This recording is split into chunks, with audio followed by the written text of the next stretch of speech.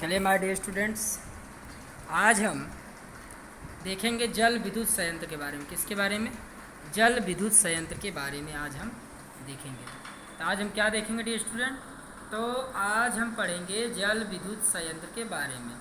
ये आपका कौन सा चैप्टर है? तो क्लास 10 आपका है क्लास 10। क्या है? क्लास 10 चैप्टर 14 वीडियो का तीसरा भाग पार्ट 3। क्या है? पार्ट 3। तो उम्मीद है आज मैं आपको जो पढ़ाऊंगा आप उसे समझेंगे काफ़ी अच्छी तरीके से।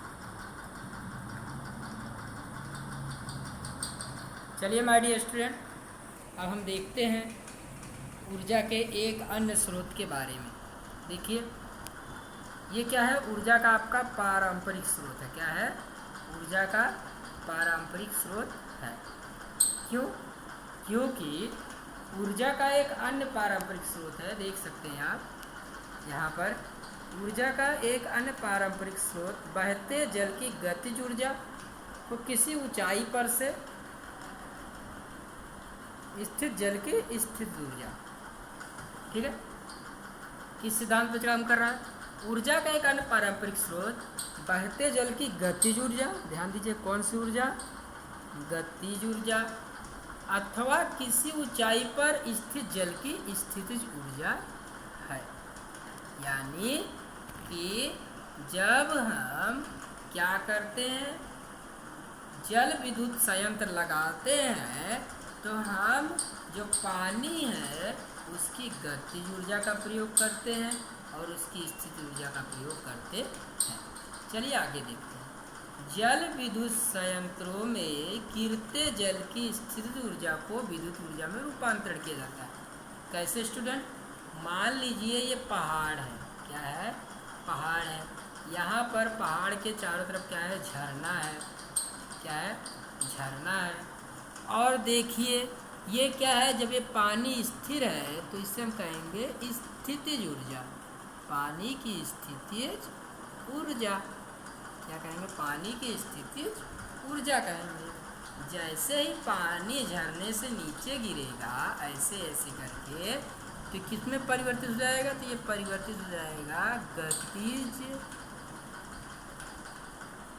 ऊर्जा में। किसमें परिवर्तित हो जाएगा?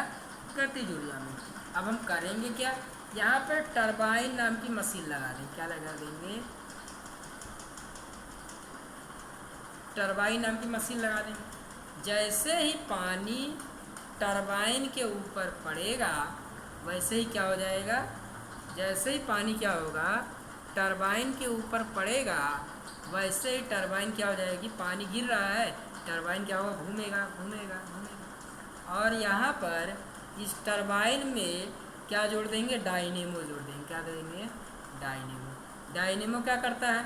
गतिज ऊर्जा को विद्युत ऊर्जा में रूपांतरण करता है। किसमें रूपांतरण करता है? गतिज ऊर्जा को विद्युत ऊर्जा में रूपांतरण करता है। इस प्रकार से हम विद्युत ऊर्जा क्या करते हैं? प्राप्त करते हैं। चलिए आगे देखते क्या लिखा है।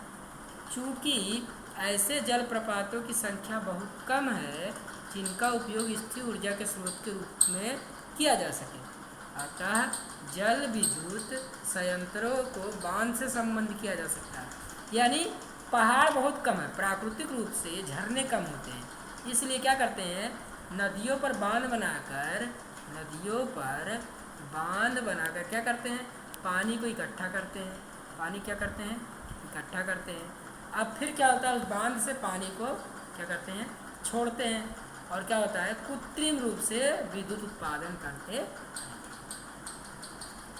पिछली शताब्दी में सारे विश्व में बड़ी संख्या में बांध बनाए गए।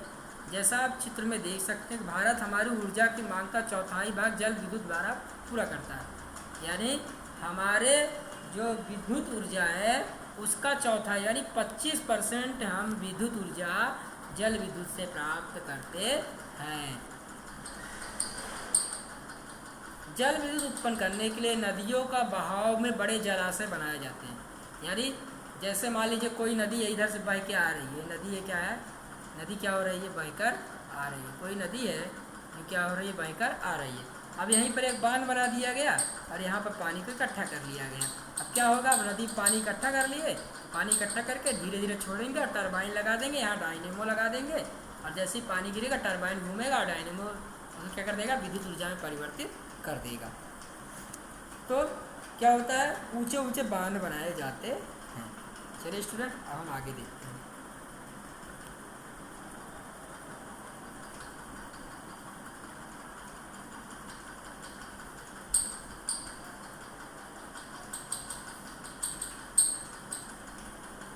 देखिए माय डियर स्टूडेंट, चलिए देखिए है क्या, ये देखिए ये क्या है, देखिए ये जलाशय है, देख सकते हैं आप, ये जलाशय है। ठीक है, आप देखिए ये क्या है, जल कपाट।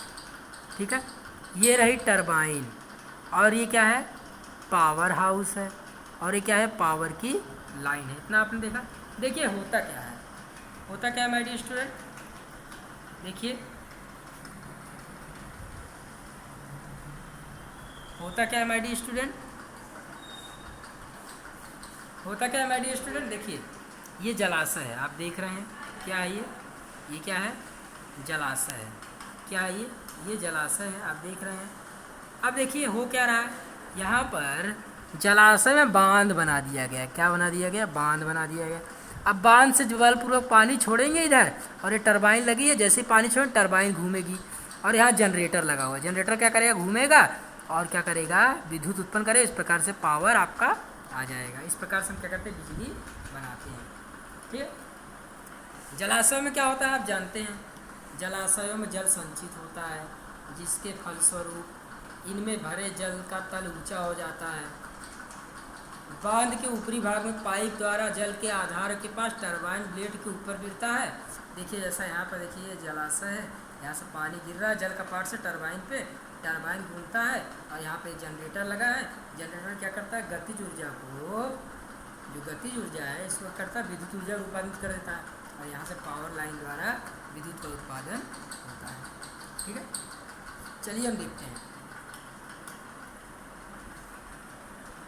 देखिए 14 पॉइंट आप देख लीजिए। चूँकि जब हर बार वर्षा होती है जलाशय पुनः भर जाते हैं, आप जानते हैं, इसलिए जल विद्युत ऊर्जा एक प्रकार का नवीनीकरण ऊर्जा का स्रोत है।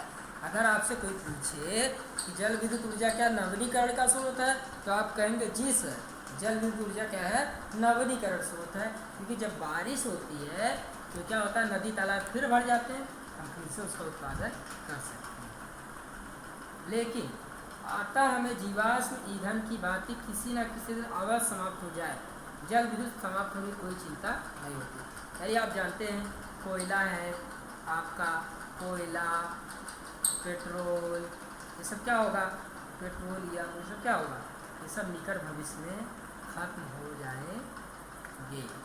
लेकिन जल विद्युत ऊर्जा क्या होगी, जल्दी खत्म नहीं होगी। परंतु ध्यान दीजिए यहाँ पर कि बड़े बड़े बांधों के निर्माण में बहुत समस्याएं होती हैं। बांधों के निर्माण के लिए कुछ सीमित क्षेत्रों में निर्माण किया जा सकता है, इसके लिए पर्वतीय क्षेत्र उपयोगी है। ठीक है, सॉरी स्टूडेंट, बांधों के निर्माण के लिए बहुत सारी कृषि भूमि, मानव आवास डूबने का भय रहता है, नहीं जहाँ आप खेती करते हो डूब जा सकता है, कई घर डूब जाते हैं। तो इससे क्या होगा, इससे क्या होता है, पर्यावरण को नुकसान होता है। तो हमें करना क्या चाहिए कि बांधों से पेड़ पौधे वनस्पति इत्यादि डूब जाती है, वे अव्यावी परिस्थिति सड़ने लगते हैं, विघटित होकर मीथेन गैस उत्पन्न होती है और इससे क्या होता है, वायुमंडल प्रदूषित होता है। बांधों के निर्माण से बहुत सारे लोगों को अपना घर छोड़ना पड़ता है, ये सारी समस्याएं होती हैं। देखिए एक एग्जाम्पल दिया यहाँ पर, गंगा नदी पर एक बांध बनाया जाए, टिहरी बांध। गंगा नदी पर आपको पूछे गंगा नदी कौन सा बांध है, टिहरी बांध। और नर्मदा में सरदार सरोवर बांध बनाया गया था, तो बहुत सारे लोगों को इसी प्रकार के समस्याओं का सामना करना पड़ा था। तो डियर स्टूडेंट, उम्मीद है इतना आपको समझ में आया होगा। आज के लिए इतना ही। Thank you very